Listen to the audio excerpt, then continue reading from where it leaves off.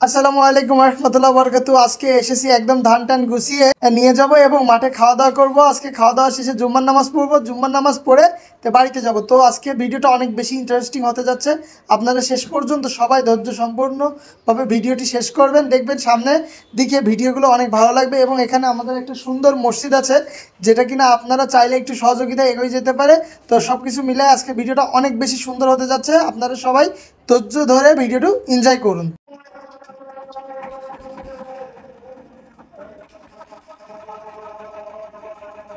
এখন খাবার চলে এসেছে, খিচুড়ি ভাত আর কি, আর এই যে মুরগির গোশত। তো এই আর কি, আমাদের মাঠে যারা কাজ করেছে ইনশাল্লাহ তারা সবাই এই গোশত আর খিচুড়ি ভাত এখন খাবে। এই যে আসমত ভাই চলে এসেছে। আসমত ভাই, আপনার জন্য খিচুড়ি ভাত আর মুরগির গোশত হবে? হ্যাঁ ঠিক আছে ভাই, আর পারতে হবে না, বসে পড়েন। সবাই চেষ্টা করি আমরা জীবনে, তোমার জন্য আমি আবার ওই সবগুল গাতে বাঁধতে চাই।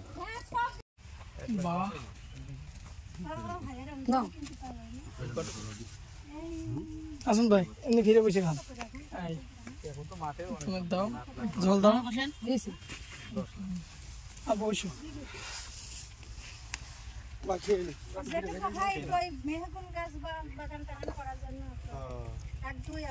তো অবশেষে গ্রামে প্রকৃতির মাঝে বসে এভাবে খাওয়া, এটা সত্যি অনেক অনেক অনেক মজা লাগে।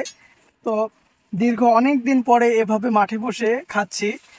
সে আগের বছর খেয়েছিলাম একসাথে বসে, আবার এবছর 2024 সালে এবছর প্রথম আমাদের ধান লাগাইছে। ঠিক মাঠের ধান, মাঠের চাল, মাঠের ডাল আর বাড়ির মুরগি সব কিছু মিলায়ে সত্যি অসাধারণ আমরা খাচ্ছি। আর যারা এই অনুভূতি নিতে চাবেন তারা অবশ্যই এ ধরনের গ্রাম বাংলায় আসতে পারেন, খেতে পারেন। এখানে আসলে বাড়িতে যে খাবারটা আপনি বাড়িতে খান, সে খাবারটা প্রকৃতির মাঝে নিয়ে চলে আসবেন, প্রকৃতির মাঝে বসে খাবেন, দেখবেন একটা ব্যতিক্রম স্বাদ, একটা ব্যতিক্রম অনুভূতি। এটা আসলে বহির প্রকাশ করা যাবে না যে ঘুরান ক্যামেরা কি মজা। তো অবশেষে আমরা খাওয়া দাওয়া করে নিলাম। খাওয়া দাওয়া করে নিয়ে, যেহেতু আমাদের যে মাঠে যারা কাজ করতেছিল এরা অনেক পরিশ্রম করছে, অনেক পরিশ্রম করার পরে এদের অনেক ক্ষুধার্ত, এরা অনেক ক্ষুধা লেগে গেছে। তো এখন আমরা যাচ্ছি মসজিদে নামাজ পড়তে। আব্বু আছে পিছনে, আমরা যাব মসজিদে নামাজ পড়বো। নামাজ পড়ে দেন বাড়িতে ব্যাক করব, এগুলা টুকটাক করে এখানে কাজকাম সেরে। তো ইনশাআল্লাহ চাই মসজিদ পাশেই, যে মসজিদটা নিয়ে বিগত দিনে আমি ভিডিও তৈরি করেছিলাম আপনাদেরকে দেখাচ্ছি। এখানকার যে সমস্ত মুসল্লি আছে এই গ্রামের, এখানে যে সমস্ত গ্রামের মানুষ আছে তারা এই মসজিদে জুম্মার সালাত আদায় করে বা নামাজ, 5 ওয়াক্ত নামাজ আদায় করে। কিন্তু মসজিদের যে হালত আছে, টিনের বহুত পুরাতন যে টিনের কাজ করে এই মসজিদটা ইদানিং এখানে নামাজ পড়তেছে মানুষ। কিন্তু অবশেষে মসজিদের কাজ বা মসজিদের কাঠামো যে কনস্ট্রাকশনের কাজ শুরু হয়ে গেছে, জাস্ট পোতাটা তারা তুলেছে মাটি থেকে, কিন্তু তারা অনেকটা দিনা হয়ে গেছে। এখন সামনের দিকে মসজিদটা কিভাবে বড় করা যায়, আপনারা সবাই প্রত্যেকের সহযোগিতায় কাম্য আমরা, যে আপনাদের সহযোগিতায় ইনশাল্লাহ মসজিদটা বেশ বড় হবে। মসজিদটা ইনশাল্লাহ একটা সুন্দর রূপ নিতে পারবেন মসজিদের। তো সমাজের যারা বিত্তমান মানুষ আছেন বা আমার সোশ্যাল মিডিয়ায় প্রবাসী আছেন, বিত্তমান মানুষ আছেন, তারা কিন্তু এসব ক্ষেত্রে দান করতে চান। তো ইনশাল্লাহ আপনারা এখানে দান করলে এখানকার যে মানুষজন আছে এদের অনেক উপকৃত হবে। তো চলুন আমরা মসজিদটা আপনাদেরকে দেখাই। এই হচ্ছে মসজিদটা, এপাশে টিন দিয়ে তৈরি করা হয়েছে। এখানে মুসল্লিরা সবাই নামাজ আদায় করছে।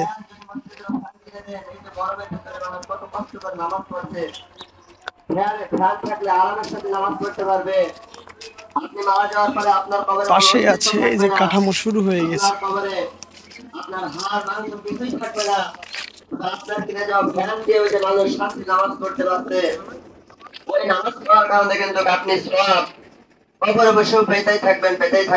যে আপনি মরার পরেও পাবেন।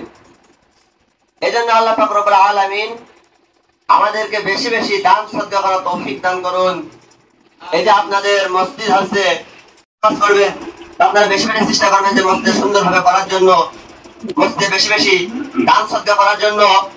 এরকম ভাবে আপনি যদি দান করেন, আপনার দাদা, আপনার বাবা মারা গেছে, তার নামে 1 ব্যাগ সিমেন্ট, 2 ব্যাগ সিমেন্ট, যদি আপনি মসজিদে দেন, তো আপনার বাপ সে কি করে গেছে কি না করে গেছে তা আপনি জানেন না, সে কবরে কোন অবস্থায় আছে তাও আপনি জানেন না, কিন্তু আপনি ছেলে হয়ে যদি আপনার বাপের জন্য 2 ব্যাগ সিমেন্ট মসজিদে দেন, এটা কিন্তু সরকারি জারিয়া, সে কিন্তু সেখানে বসেও সব পাতে থাকবে।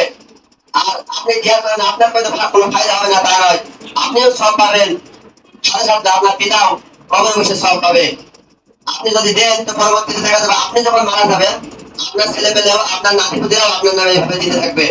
আর আপনি যদি না দেন তো পরবর্তীতে দেখা যাবে যে আপনি যতটুকু খারাপ তার চেয়ে অতিরিক্ত খারাপ হবে আপনার ছেলে মেয়ে।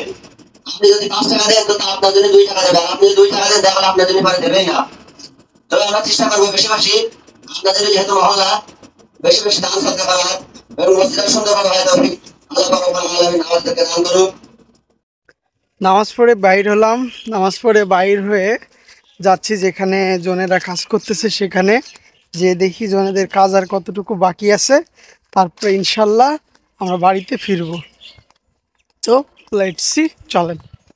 অবশেষে আমাদের কাজ আল্লাহর রহমতে সব কমপ্লিট হয়ে গেছে ইনশাল্লাহ।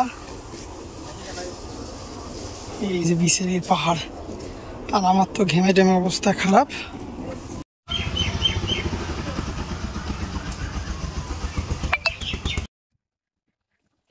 অবশেষে ধান চলে যাচ্ছে বাড়ি, আর আমরা আছি গাড়ি। এখন আমরা রওনা দিব ইনশাআল্লাহ।